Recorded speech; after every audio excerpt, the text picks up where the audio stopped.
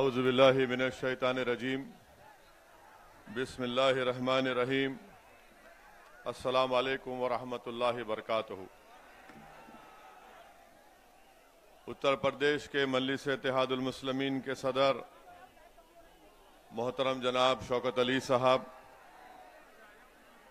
फिरोजाबाद के ज़िला सदर मोहतरम जनाब मेराज फिरदौसी साहब, फिरोजाबाद के इंचार्ज मेरे छोटे भाई जनाब एहतशाम अली बाबर साहब, शहर सदर इसरार साहब, जनरल सेक्रेटरी शहजाद साहब, शादानी साहब, मेहरान साहब, मोहतरम जनाब आसिफ इकबाल साहब, हमारे जनाब सद्दाम हुसैन साहब, आफ्ताब अंजुम साहब, एडवोकेट सगीर आलम साहब, डॉक्टर मेहताब चौहान साहब, फरहान जुबेरी साहब, नेमान नदवी साहब, इमरान बॉबी साहब, हमारे छोटे भाई पवन राव अम्बेडकर साहब, नौफल रोमानी साहब,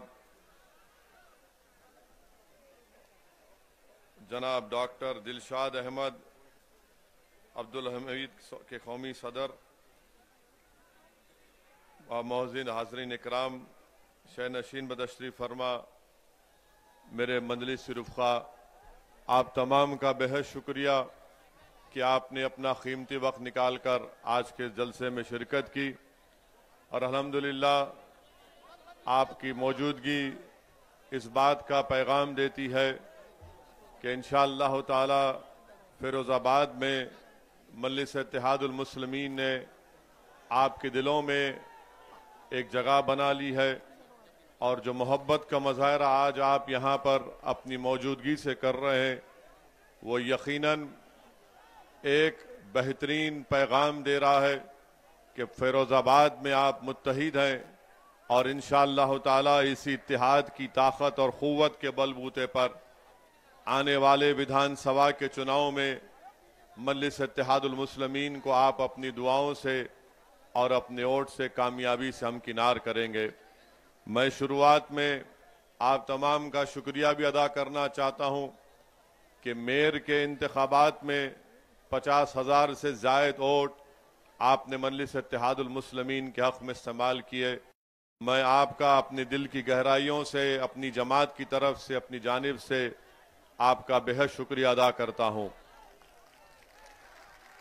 जो अहम बात मैं आपसे करने आया हूं वो ये है कि फिरोज़ाबाद में इंशाअल्लाह ताला मजलिस इत्तेहादुल मुस्लिमीन अपने उम्मीदवार को आने वाले असेंबली और विधानसभा के चुनाव में खड़ा करेगी। मेरी आपसे अदबन गुजारिश है कि आप मजलिस के उम्मीदवार की कामयाबी के लिए अपनी दुआओं से, अपनी इत्तेहाद की ताकत से यहाँ से मजलिस के उम्मीदवार को कामयाब करें। मैं जानता हूँ कि फिरोज़ाबाद में बहुत मसाइल हैं, बहुत से प्रॉब्लम्स हैं और इन मसाइल के हल के लिए बेहद ज़रूरी है कि आप यहाँ से अपने वोट से अपने उम्मीदवार को भी कामयाब करें। उत्तर प्रदेश में आप अपनी क़ियादत को, अपनी लीडरशिप को बनाएं।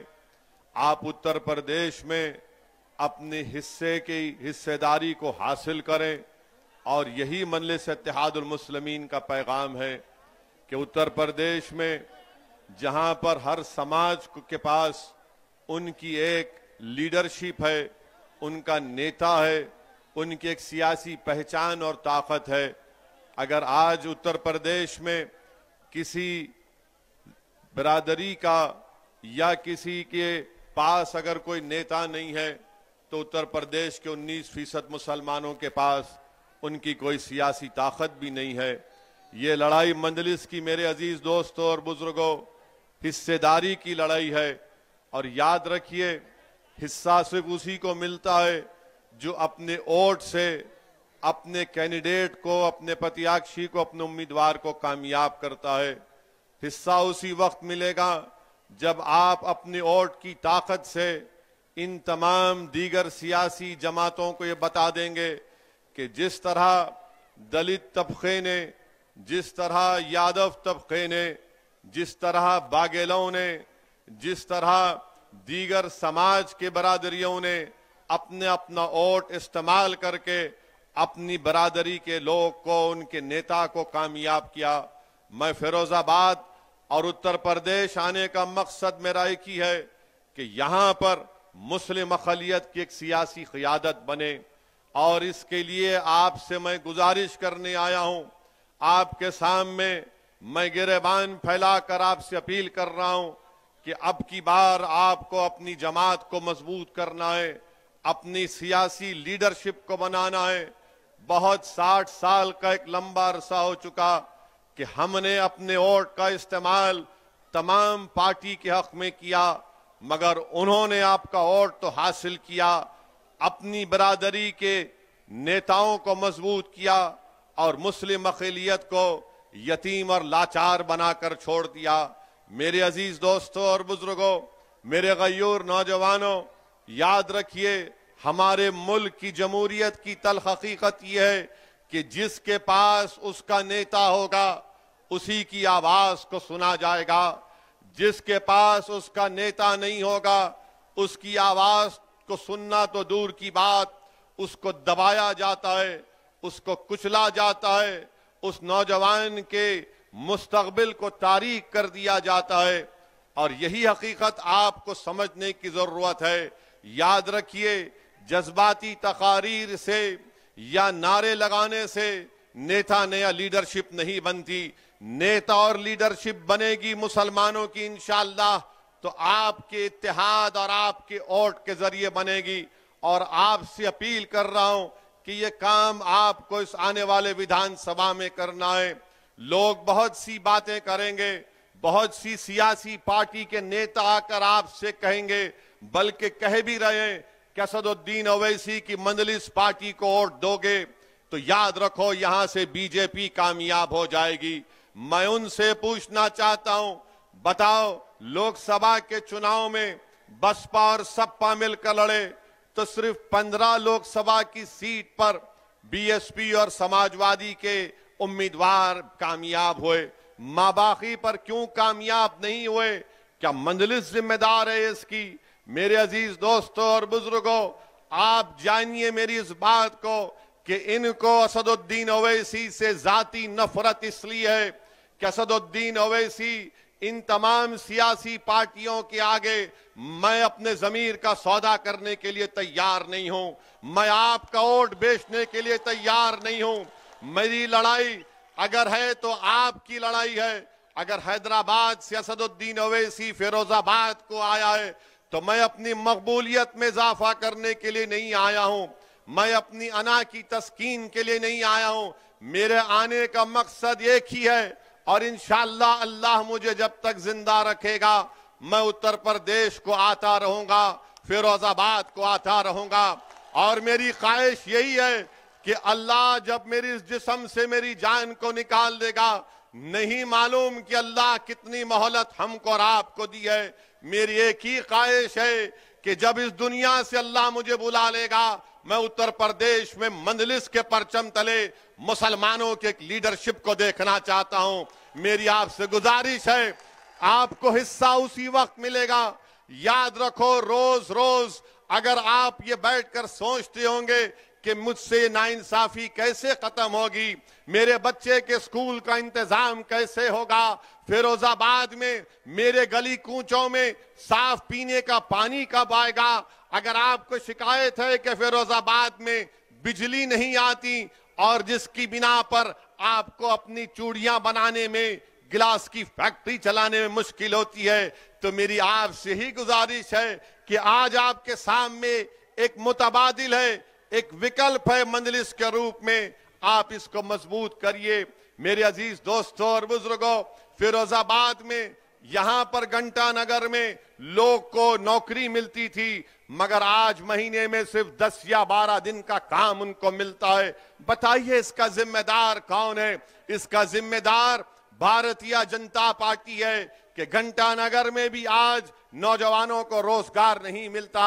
आज आप देखते हैं कि फिरोजाबाद में, रुक जाइए, कोई किसी को मत करिए, रुक जाइए, आप रुक जाइए। फिरोजाबाद में अगस्त सितंबर में बुखार आया तो मीडिया ने लिखा कि 45 से लेकर 200 के दरमियान में मासूम बच्चों की मौत हो गई। इसका जिम्मेदार कौन है? इसका जिम्मेदार बीजेपी की सरकार है। आप बताइए कि टाइफाइड हो जाता है, मलेरिया हो जाता है, क्या क्या हो जाता है। पेड़ के नीचे बच्चों को लिटाकर वहां पर उनको ड्रिप दिया जा रहा था। उत्तर प्रदेश में बीजेपी की सरकार है। अब आप जाकर अगर बाबा से कहेंगे, मुख्यमंत्री से, कि अगस्त सितंबर में 45 और 200 के दरमियान में बच्चों की मौत हुई, तो बाबा बोलेंगे नाम फिरोजाबाद है इसलिए बुखार आ गया। बाबा के दिमाग पर यह नाम को हटाने का बुखार है। मुख्यमंत्री के दिमाग में यह नहीं आता कि बच्चे क्यों मर रहे हैं। बच्चे इसलिए मर रहे हैं क्योंकि बीजेपी की सरकार ने फिरोजाबाद में सिर्फ 17 पब्लिक हेल्थ सेंटर्स कायम किए। डॉक्टर का इंतजाम नहीं है, दवाएं नहीं है, कुछ नहीं है, मगर बाबा कहेंगे कि नाम बदल दो फिरोजाबाद का, बुखार नहीं आएगा, बच्चे नहीं मरेंगे। नाम बदलने से कुछ नहीं होता, काम करना पड़ेगा। मगर जहां कहीं भी नाम फिरोजाबाद होगा, नाम बदल दो, नहीं सुने ठोक दो, नहीं सुने जेल में डाल दो। ये इनकी पॉलिसी रही है। बीजेपी की सरकार पिछले 5 साल में उत्तर प्रदेश में कोई काम नहीं किया, कोई काम नहीं किया। मेरे अजीज दोस्तों और बुजुर्गों, नरेंद्र मोदी की दिल्ली में नीति आयोग ये कहती है कि फिरोजाबाद में 32% गरीब लोग रहते हैं। 32% गरीब लोग फिरोजाबाद में रहते हैं। बताओ आपने क्या किया? आप कहते हैं कि हमने नौकरियां दी। झूठ कहती है बीजेपी की सरकार, योगी की सरकार झूठ कहती है। डेटा बताता है कि 20 और 24 साल के बच्चों में बेरोजगारी में डबल इजाफा हो चुका है। 26 और 29 साल के नौजवान बच्चों में बेरोजगारी का इजाफा हो चुका है। नरेंद्र मोदी के पास इसका कोई जवाब नहीं है। नरेंद्र मोदी सिर्फ एक दिन में 4-4, 5-5 मरतबा अपने कपड़े पहनकर फोटो खिंचवाते हैं और समझते हैं कि पूरा मसला हल हो चुका है, पूरा मसला हल हो चुका है। आप बताइए, कीमतों में इजाफा हुआ नहीं हुआ? क्या जो कीमतों में इजाफा हुआ आपको उससे तकलीफ नहीं हो रही है? आप चूड़ियों का, गिलास का काम करते, अब गैस पर काम हो रहा है। गैस की कीमतें बढ़ी नहीं बढ़ी? क्या एलपीजी गैस के सिलेंडर की कीमतें बढ़ी नहीं बढ़ी? अब ये सब हम बताएंगे तो बाबा बोलेंगे नहीं, ओवैसी भड़काऊ भाषण दे रहा है। यानी गैस का सिलेंडर 1400-1500 रुपए 14 किलो का, इसकी बात नहीं करेंगे। कितनों को नौकरियां दी बताओ तुमने फिरोजाबाद में? कितनों को नौकरी मिली? हाथ उठाओ। अब जब हम ये सवालात करते हैं तो योगी और मोदी बोलते कि ये भड़काऊ भाषण देता है। गिलास के लिए क्या किया आपने? आप चूड़ियां बनाते हैं, लोग सारी दुनिया में फिरोजाबाद की बनाई हुई चूड़ियां पहनते हैं।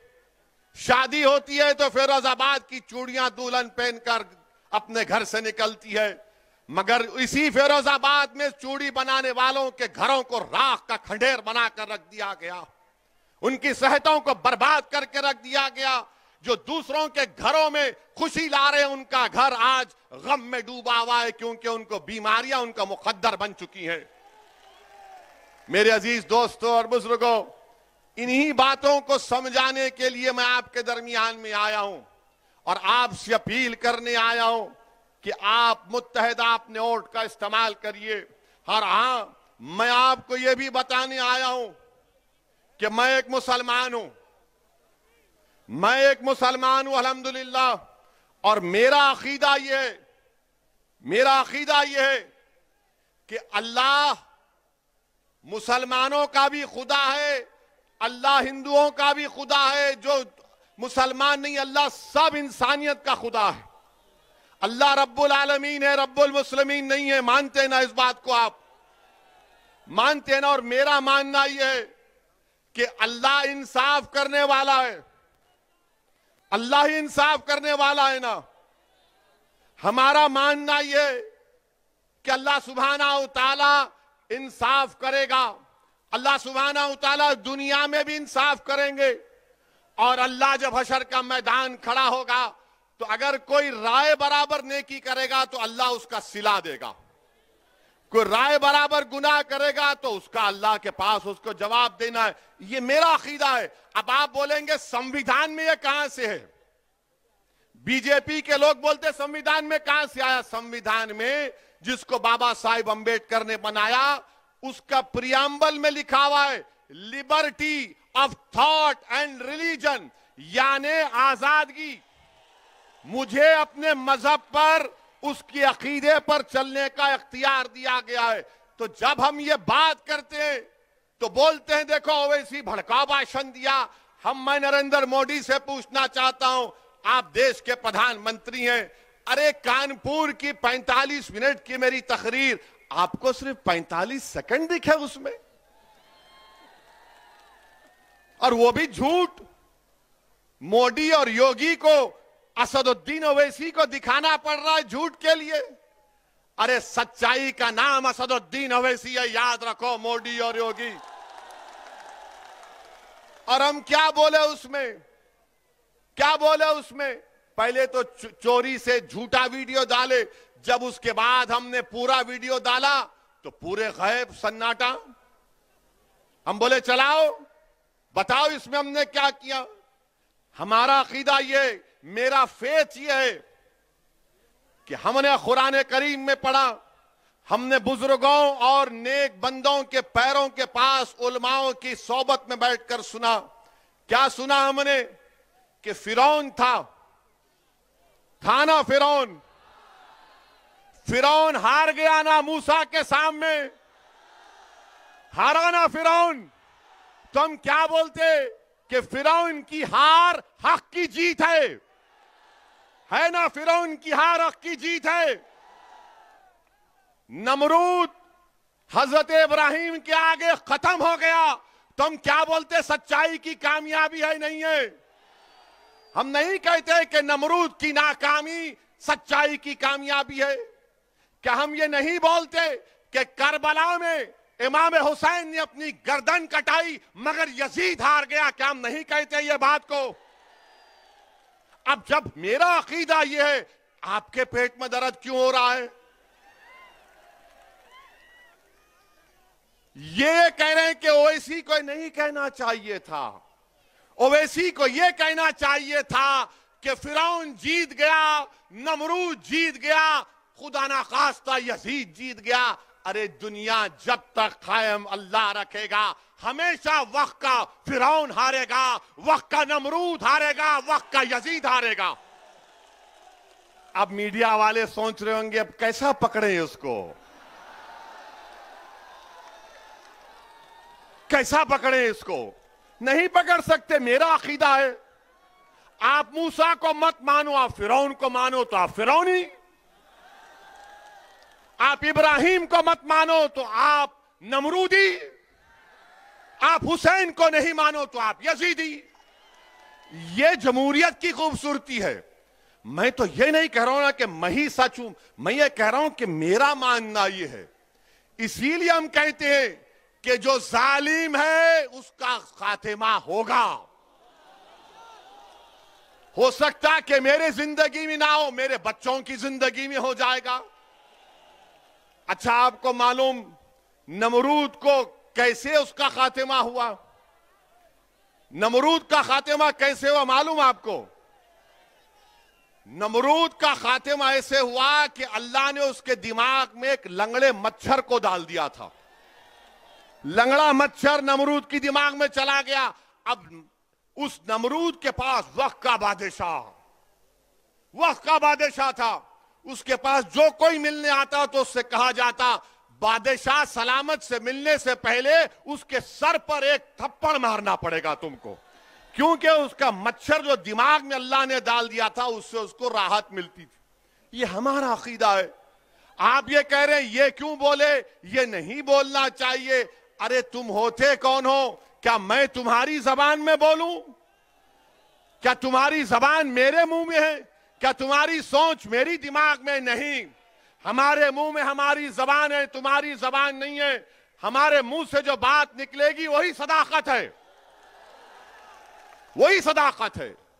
अरे इख्तिदार पर बैठकर बड़ी बड़ी बातें करते हैं कि असदुद्दीन ओवैसी को ये नहीं बोलना चाहिए था, वो नहीं बोलना चाहिए था। अरे मैं क्या तुमसे पूछ रहा हूं? मैं बोलूंगा अपनी बात को, आपको पसंद नहीं है कान में रुई लगाकर बैठ जाओ। मगर सच्चाई यही है, सच्चाई को बयान करना जरूरी है। और अब तो हद यह हो गई कि हम अपने मरने वालों का भी जिक्र नहीं करेंगे, हम अपने मरने वालों का भी जिक्र नहीं करेंगे, हम जुल्म का जिक्र नहीं करेंगे, हम मजलूम का जिक्र नहीं करेंगे, हम मरने वालों का जिक्र नहीं करेंगे, जिंदों को दबाया जा रहा है उनके दबाने का जिक्र नहीं करेंगे। बीजेपी और ये तमाम सेकुलर जहन रखने वाली पार्टियां ये चाहती हैं कि असदुद्दीन ओवैसी जालिम का साथ दें। याद रखो, अल्लाह जब तक जिंदा रखेगा असदुद्दीन ओवैसी और मजलिस का एक एक रुकन जालिम का नहीं मजलूम का साथ देंगे। जब तक अल्लाह हमको जिंदा रखेगा हम कातिल का नहीं मकतूल के इंसाफ के लिए लड़ते रहेंगे। हम कातिलों का साथ नहीं देंगे, मकतूलों का साथ देंगे। हम ताकतवरों का साथ नहीं कमजोरों का साथ देंगे। और हमारी आंखों में जो सबसे कमजोर है वो हमारी नाकों में सबसे ताकतवर है। अगर जुल्म मुसलमान किसी हिंदू पर करेगा हम उस हिंदू का साथ देंगे, मजहब को बीच में आने नहीं देंगे, जुल्म को देखेंगे, जालिम को पहचानेंगे।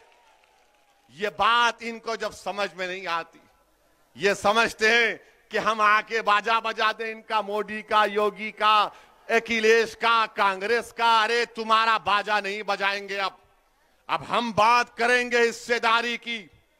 कानपुर की तकरीर पर बड़ा उछाला, क्या किया, क्या कहा मैंने? एक 80 साल के बूढ़े को उसकी दाढ़ी को लोचा गया और उसके जिस्म पर पेशाब कर दिया गया। मैं ना जिक्र करूं इसका, नहीं बोलूं इसकी बात, बोलो आप फैसला करो। मैं वोट हासिल करने के लिए नहीं कह रहा हूं। 80 साल का बूढ़ा अगर हिंदू भी होता तो वैसी लड़ता, उसके लिए लड़ता रहेगा। मगर आप बात ही नहीं करते, आप बोलते ही नहीं। अब तो ऐसा बना दिया जा रहा है कि हम अपने जुल्म का, अपने कमजोरों का भी जिक्र ना करें। मेरे अजीज दोस्तों और बुजुर्गों, यहां पर मैं आप तमाम के दरमियान में खड़े होकर अल्लाह से दुआ करता हूं। अब हम दुआ भी कर रहे हैं तो इनको पसंद नहीं आ रहा बीजेपी के लोगों को। कैसे दुआ कर रहा है ये? दुआ करना है, आप आमीन बोलो मत बोलो, अल्लाह सुनने वाला है। मैं अल्लाह से दुआ करता हूं कि CAA NRC का जो एहतजाज यहां पर आपने किया, आप तमाम लोग काबिल मुबारकबाद है, मैं आपको सलाम करता हूं। अल्लाह आपकी इन तमाम कुर्बानियों को अल्लाह कबूल करे। आपने बड़े मसाइब और मुश्किलात में उस एहतजाज को किया, अल्लाह आपकी एक एक कुर्बानी को अल्लाह कबूल करे और अल्लाह आप तमाम के दर्जात में बुलंदियां अता फरमाए। अल्लाह सुब्हानहू व तआला, आपने हक का साथ दिया था, अल्लाह हक को गालिब करेगा। इसलिए कि कुरान में अल्लाह ने फरमाया, खुल जाओ लख व ज़हक़ुल बातिल इन्नल बातिला काना ज़हूक़ा। हक आया और बातिल पर गालिब होकर रहेगा। ये मेरा अकीदा है, आप मत मानो। मेरा फेथ है, liberty of thought and religion Bharat के संविधान का हिस्सा है। आपको नहीं मानना, मत मानो। मैं अल्लाह से दुआ करता हूं कि यहां पर जो पुलिस की फायरिंग में मोहम्मद शफीक जो 40 साल के थे, उनको शहीद कर दिया गया, उनकी जान ले गई।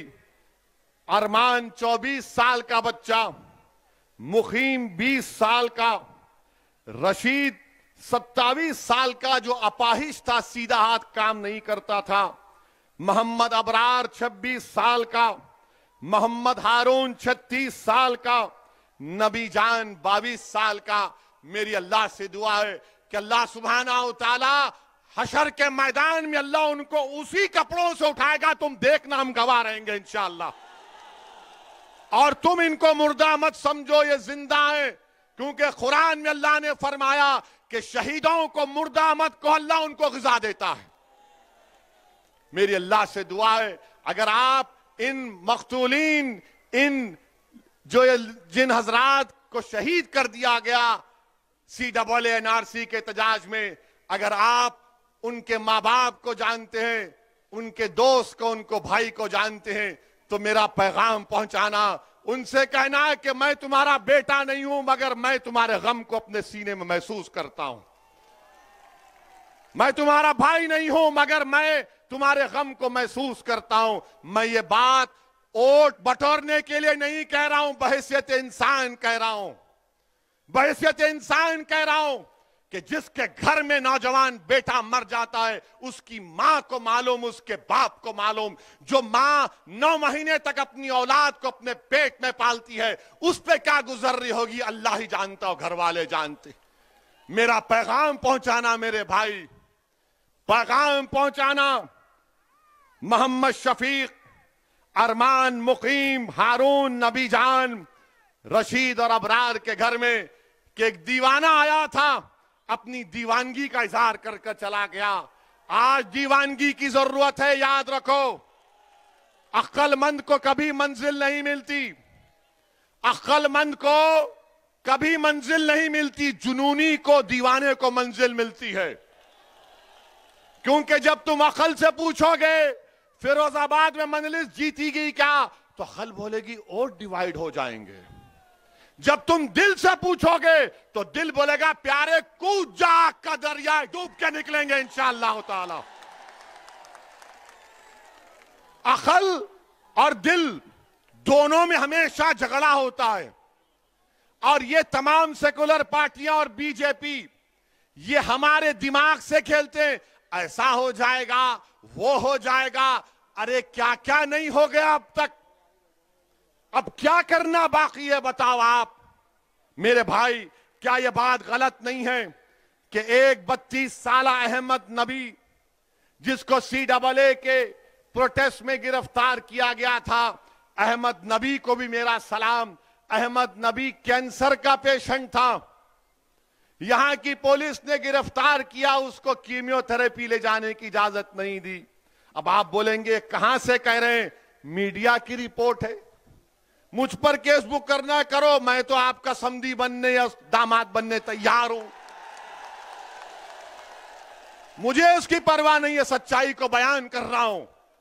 और फिर उनका भाई फिरोजाबाद के जेलर लाल प्रताप सिंह ने मीडिया से कहा कि योगी सरकार ने अहमद नबी की कीमियोथेरेपी के लिए पुलिस कस्टडी नहीं दी।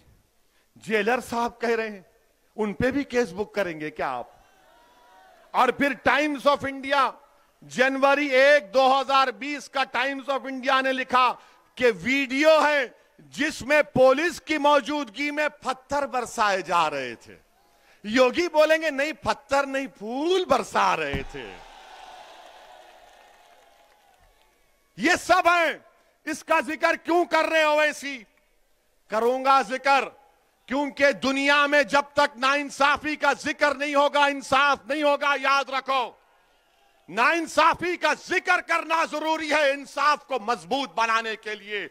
मजलूम का जिक्र इसलिए जरूरी है कि जालिम के जुल्म को रोकने के लिए और बच्चों के मुस्तकबिल को अच्छा बनाने के लिए। मेरे अजीज बुजुर्गों, फिर आप ये भी देखते हैं, कि आपके फिरोजाबाद में एक भी गवर्नमेंट की यूनिवर्सिटी नहीं है, एक भी गवर्नमेंट की यूनिवर्सिटी नहीं है।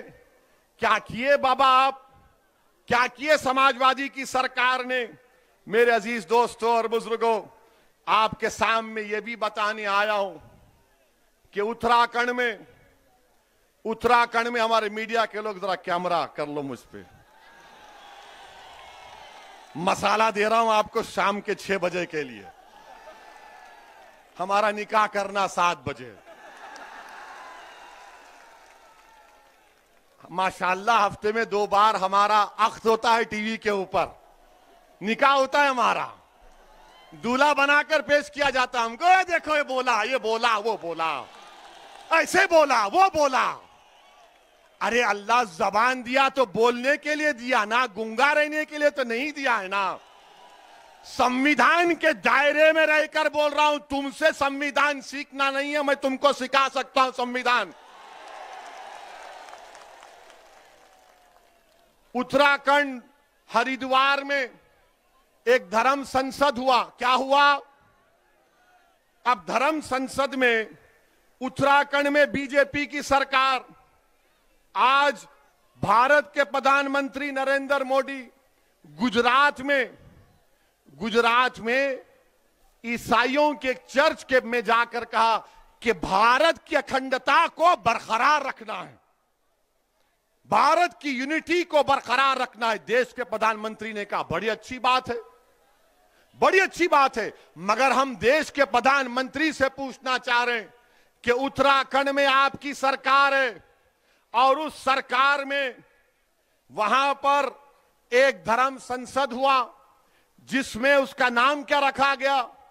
इस्लामिक भारत में सनातन का भविष्य।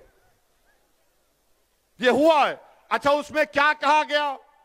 उसमें चलिए मैं लफ्ज मुसलमान नहीं बोलूंगा क्योंकि योगी और मोदी और उनके चमचों को बड़ी आपत्ति होगी। मैं ये कहूंगा कि उन्होंने असदुद्दीन ओवैसी के बारे में ये कहा, एक महाशय ने कहा कि काश मैं एमपी होता तो मनमोहन सिंह को गोलियां मार देता। देश का मनमोहन सिंह 10 साल का प्रधानमंत्री, अगर मैं पार्लियामेंट में होता तो एक महाशय बोले, उनका नाम नहीं बोलना चाह रहा हूं मैं, ना छोड़िए, नाम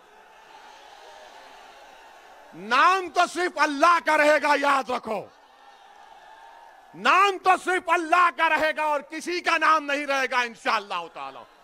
अब उस पे भी इनको तकलीफ हो जाएगी।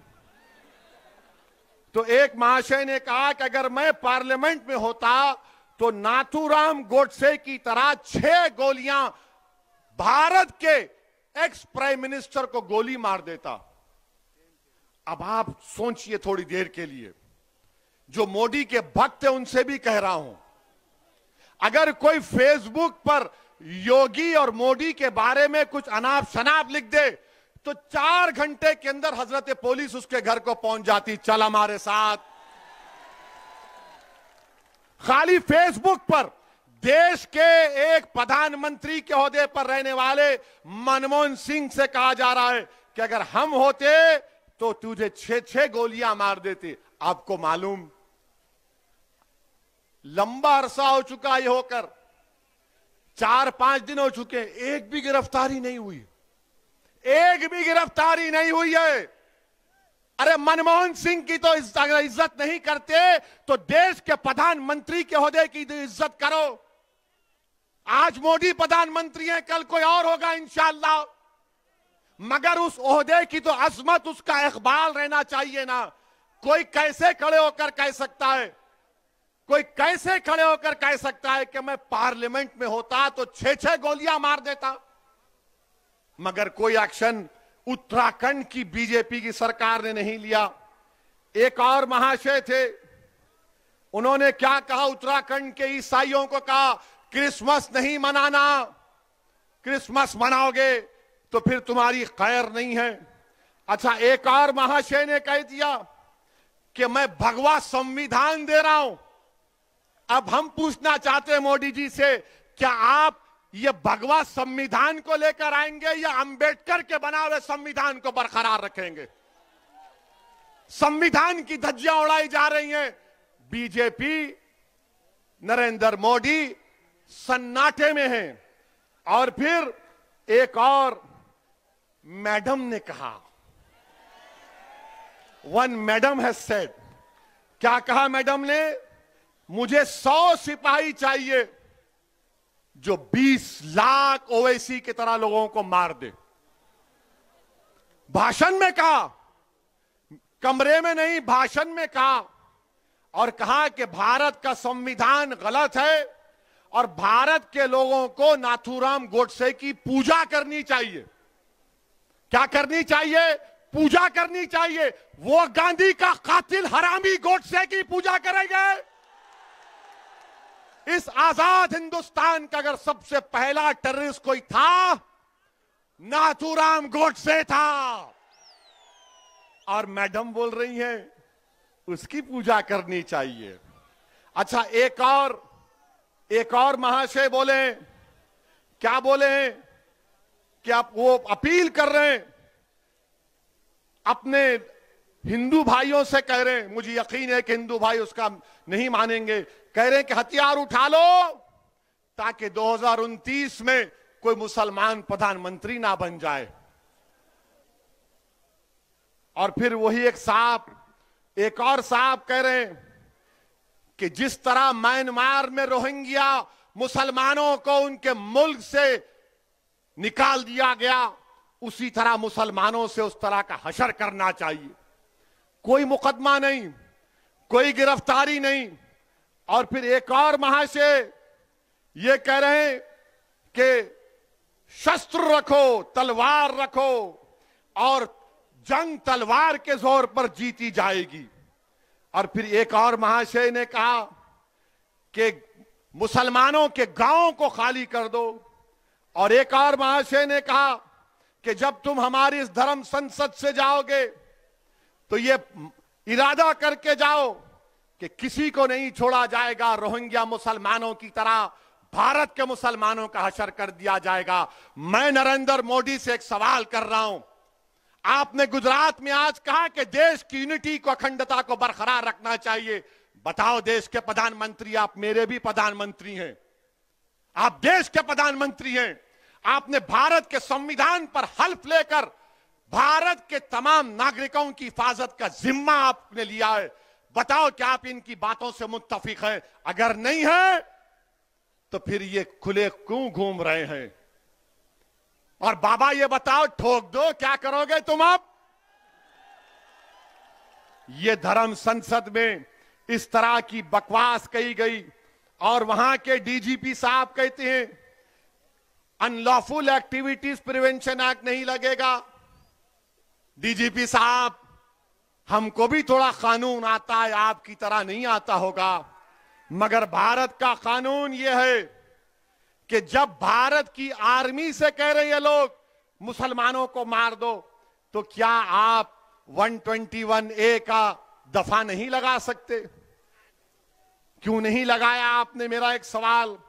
और फिर आप 124A लग सकता है, धमकी 503 लग सकता है, आर्म्स एक्ट लग सकता है, और फिर आप सेक्शन 108 अबेटमेंट लग सकता है।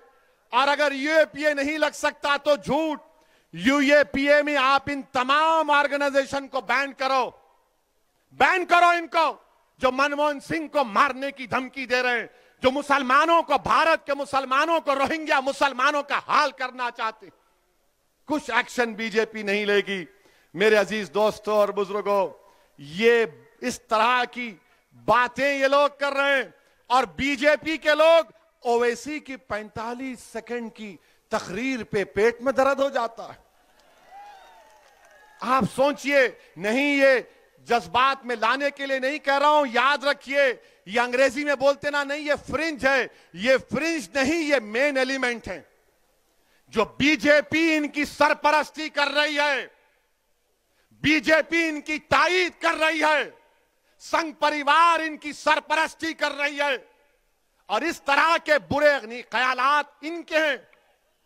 अब बताओ आप कि एक मजहब के मानने वालों को, जो भारत के बाइज्जत शहरी हैं, अकलियत हैं, अल्पसंख्यक हैं, माइनॉरिटी हैं, उनको मारने की बातें हो रही हैं और कोई केस, कोई गिरफ्तारी अब तक नहीं होती। अच्छा, अब सवाल यह पैदा होता है कि क्या अखिलेश यादव की पार्टी ने इनके खिलाफ कंप्लेन की? उत्तराखंड में भी समाजवादी है, कांग्रेस इलेक्शन लड़ने जा रही है, क्या कांग्रेस ने कंप्लेन दी? किसने दी? मजलिस इत्तेहादुल मुस्लिमीन के डॉक्टर नैयर काज़मी ने जाकर कंप्लेन दी। क्यों कंप्लेन नहीं दी समाजवादी और कांग्रेस ने? तो बोलेंगे वो वोट नहीं मिलेगा हमको, वो वोट नहीं मिलेगा हमको। अरे तुम वोट की क्यों बात कर रहे? देश को बचाओ। जब देश बचेगा तो जमहूरियत रहेगी। ये देश में अनार्की पैदा करना चाह रहे हैं, मगर समाजवादी कुछ नहीं बोलेगी, कांग्रेस कुछ नहीं बोलेगी। और क्या बोलेगी? ये ओवैसी का भड़काऊ भाषण होता है, ये भड़काऊ भाषण देता है। मैं एक एक लफ्ज को सच्चाई के साथ बयान कर रहा हूं, एक एक लफ्ज को सच्चाई के साथ आपके सामने बयान किया हूं। और जब मैं ये कहता हूं कि याद रखो ये अंधेरी रात लंबी रहने वाली है, ये अंधेरी रात लंबी रहने वाली है, मैं आपसे अपील कर रहा हूं कि मुत्तहिद हो जाओ। अपनी इत्तेहाद की ताकत पर तुम शमा जलाओ, तुम रोशनी फैलाओ। ये अंधेरा छट जाएगा तुम्हारी इत्तेहाद की ताकत पर।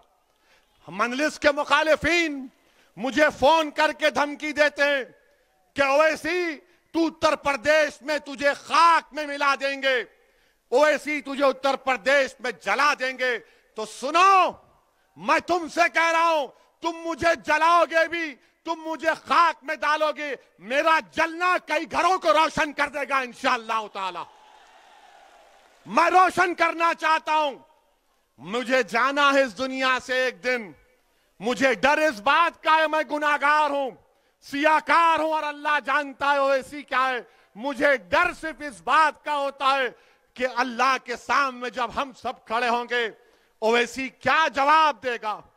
हशर का मैदान होगा, शाफ़े रोज़े जज़ा मोहम्मद मुस्तफ़ा सल्लल्लाहु अलैहि वसल्लम भी होंगे, क्या सहाबा इकराम होंगे, सैयदुल शुहदा अमीर हमजा होंगे, फारूक आजम होंगे, सिद्दीक अकबर होंगे, उस्मान जुल्नुरैन होंगे, शेर खुदा अली होंगे, हसन और हुसैन होंगे, हमारी अज़वाज मुतहरात सल्लल्लाहु अलैहि वसल्लम होंगी, गरीब नवाज होंगे, सब होंगे। तो हम क्या नजर मिलाऊंगा मैं? यही चीज डराती है मुझे, इसीलिए छोटी सी कोशिश कर रहा हूं। मुझे मालूम कि मैं अददी एतबार से, दौलत के एतबार से इन ताकतों से मुकाबला कोई बोलेगा नहीं कर सकते। मेरे पास एक ही ताकत है, वो अल्लाह की जात पर तवक्कल करके हम मुकाबला करते। मुझे आप पे ऊपर एतमाद है, मुझे आपकी मोहब्बतों पर एतमाद है, मुझे आपकी सोच पर एतमाद है, और आप में अब जो तब्दीली पैदा हो रही है, मुझे उस पर पूरा यकीन है कि लड़ाई हिस्सेदारी की लड़ाई होगी इंशाअल्लाह ताला। आपने नहीं देखा कि परसों अलीगढ़ में क्या हुआ? अलीगढ़ में समाजवादी का जलसा हुआ, समाजवादी का जलसा हुआ। जयंत चौधरी साहब खड़े हैं, अलीगढ़ का 10 साल का एमएलए, उसका नाम क्या है? जमीरुद्दीन, जमीरुल्लाह। अब हाथ पकड़ो, हाथ पकड़ो। अब ऐसा हम कर रहे हैं, अब बाबर आ गया ऐसा, तो मैं ढकलूं बाबर को ऐसा? बोलो आप। तो मैं होता आजा बाबर तू भी। मगर जयंत ने क्या किया? जमीरुल्लाह को बोला पीछे हट। 10 साल का एमएलए, यह तौहीन मुसलमानों की। मुझे शिकायत जयंत चौधरी से नहीं है, मुझे शिकायत तुमसे है। तुम गए क्यों? ये तुम्हारा मंच है, तुम यहां पर आओ, मैं कंधे में बिठाने तैयार हूं तुमको। आओ जमीरुल्लाह, यहां बैठो, तुम नेता बन जाओ, मेरी लाश पर बनो, मेरी खबर बना दो, मगर तुम नेता बन जाओ एक बार। मुझे शिकायत इनसे नहीं है, शिकायत अपनों से है। तुम कब तक दरी बिछाओगे? मुसलमान उत्तर प्रदेश के कब तक दरी बिछाएंगे? अब तुम दरी नहीं बिछाना, तुम मंच पर आकर बैठोगे इंशाअल्लाह। तुम हिस्सेदारी की लड़ाई लड़ोगे मुसलमानों उत्तर प्रदेश के। और याद रखो, अरे जिंदा है, जिंदा ही रहेंगे इंशाअल्लाह ताला, सुबह क़यामत तक जिंदा रहेंगे। रसूलुल्लाह सल्लल्लाहु अलैहि वसल्लम की उम्मत जिंदा रहेगी, हमेशा जिंदा रहेगी। जब तक जिंदा रहेंगे कायनात में सूरज निकलता रहेगा। हम जिंदगी और जिंदा रहने के लिए आए हैं, मगर जिंदगी के मजाहरे भी करना है। सिर्फ नारे मारकर बैठना नहीं है। अब आप मजलिस के हक में वोट का इस्तेमाल करेंगे नहीं करेंगे? कितने करेंगे? हाथ उठाइए, उधर यहां पर हाथ उठाइए। ये मीडिया वालों कैमरा दिखाओ, दिखाओ, बताओ लोगों को कि हाथ उठ चुके हैं। इनकलाब आएगा उत्तर प्रदेश में इंशाअल्लाह ताला। तो लगाओ मेरे साथ नारा, नारे तकबीर, नारे तकबीर, नारे तकबीर। अस्सलाम वालेकुम व रहमतुल्लाहि व बरकातुहू।